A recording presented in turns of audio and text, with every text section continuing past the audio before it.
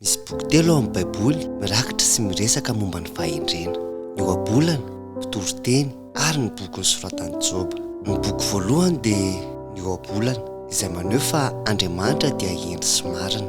Eny fantatsika fa Andriamanitra dia namorona an'izao tontolo izao tamin'ny fahamarinana, ary ireo izay manao ny fahamarinana dia mahazo valisoa, fa izay tsy manao izany kosa dia voasazy.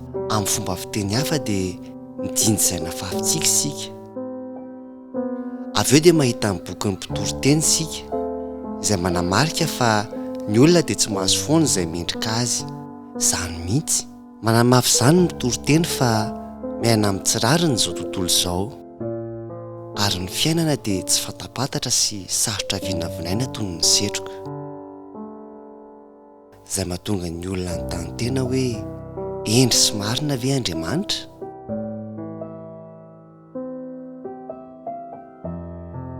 Izany indrindra no antopisian'ny boky ny fahendrena izay nosoratan'i Joba, izay hanazavany amintsika ny momba ny fahendrena.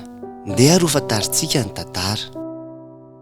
Ny tantaran'i Joba dia manomboka amin'ny tantara hafakely izay nitranga tany an-danitra, toerana izay voalaza fa fitobian'ny anjely.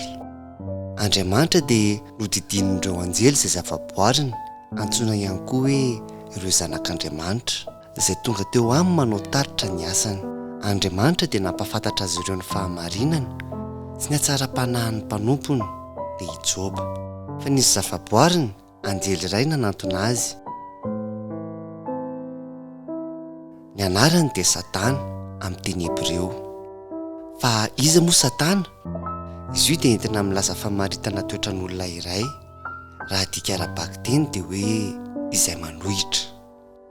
Manoloana ny zava-boary rehetra ny foronon'Andriamanitra dia izy irery ihany no mametraka olana ny amin'ny fomba hitondran'Andriamanitra izao tontolo izao, ary manamarina fa i Joba dia tsy tia an'Andriamanitra, fa miseho tsara manoloana an'Andriamanitra fotsiny izy satria manao zo azy Andriamanitra.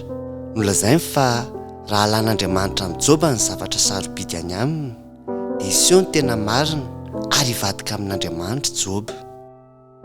Mieritreritra izy fa manararaotra an'Andriamanitra fotsiny Joba, ary manao izay lazan'Andriamanitra aminy mba azahoany izay ilainy. Noho izany dia nanaiky sy nanome alalana ny Satana Andriamanitra mba hizaha-toetran'i Joba, ary izany no nahatonga ny fahaverezan'ny zavatra rehetra izay sarobidy tamin'i Joba. Tena lozany ny niatra taminy. Tsarovy nefa fa tsy mendrika azy ny zavatra rehetra mahazo azy, ary Andriamanitra mihitsy no milaza izany. Fa ny zava-dehibe manoloana ny fangirifirinana azo an'i Joba dia ny fanohizan'ny deran'Andriamanitra. Voasoratra izany ao amin'ny andininy voalohany sy faharoa. Ao amin'ny andininy fahatelo no tena ahitana ny zavatra tsapany sy iainany, ary asehony ao amin'ny alalan'ny tononkalo lava sy voangaly, izay milaza ny fahoriany sy ny tsy fankatoavan'ny andro naterahany izany.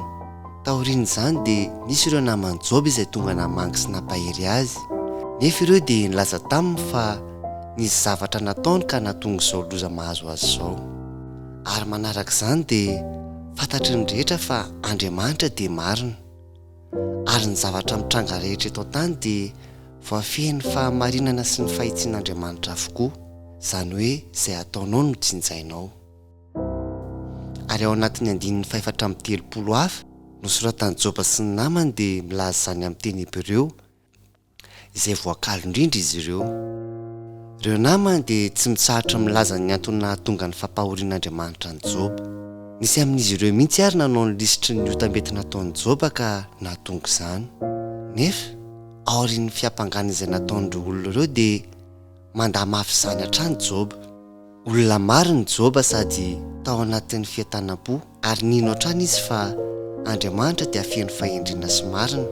Nefa tamin'ny vanim-potoana hafa dia niahiahin'ny hatsaran'Andriamanitra koa izy. Nisy fotoana dia tafiteny izy fa Andriamanitra tsy mahavita azy sady miangatra, tsy feno kolikoly, ary tamin'ny faran'ny resaka dia nangataka an'Andriamanitra Joba mba hihaona amin'ny vatana mba hanazava azy ny zava-mitranga, izay zavatra nataon'Andriamanitra. Niseho tamin'i Joba tamin'ny alalan'ny rahon'Andriamanitra, fa tsy namaly mivatana ny Joba izy, sady tsy nodresahany taminy koa ny resak'izy Satana.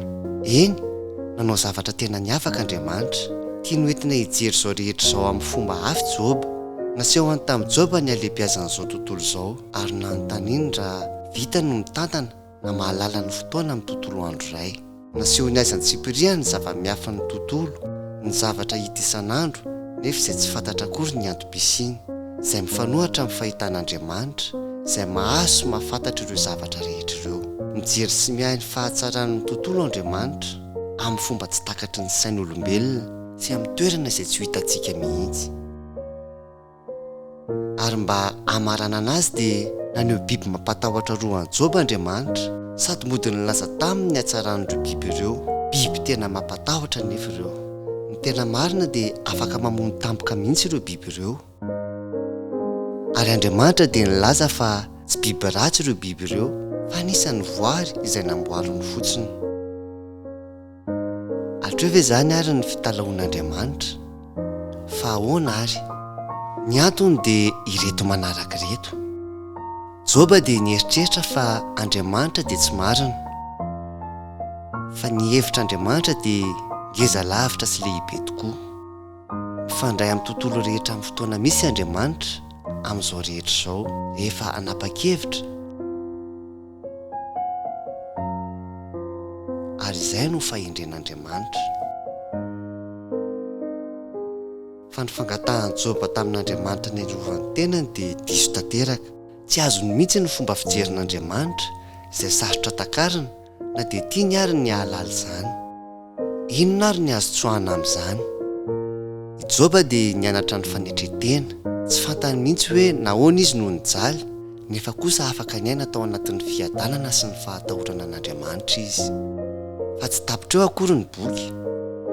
Taorian'izany dia naverin'Andriamanitra avy roeny tamin'i Joba ny zavatra nalaina sy very taminy, ary izany koa dia mbola mahagaga.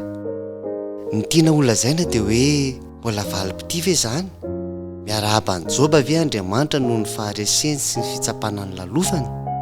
Tsia! Marina dia ny fitambaran'ny boky dia manambara mazava fa ny fitsapana an'i Joba dia tsy sazy, nefa koa ny fiverenana dia tsy valosoa. Fa nahoana ary no naverina taminy daholo ny zavatra nalaina taminy? Amin'ny mafeno fahendrenan'Andriamanitra dia nanapa-kevitra ny hanome fanomezana an'i Joba izy, ary tsy fantatra ny antony. Fa ny zavatra azo antoka dia olona izay manana fitokisana amin'Andriamanitra tanteraka Joba. N'inon'inona zavatra nitranga sy miatra taminy. Izay ny tantaran'i Joba, izay mamarina ity tantara mahakasika ny fahendreny ity. Ny boky miresaka ny fahendrena ao amin'ny Baiboly dia tena miavaka. Manana mampiavaka azy manokana daholo izy ireo, ary manampy amin'ny fananana fiainana tsara kokoa. Noho izany indrindra dia tsara raha mamaky azy matetika, ahafahana miaina amin'ny fahendrena sy ny fahatahorana an'Andriamanitra.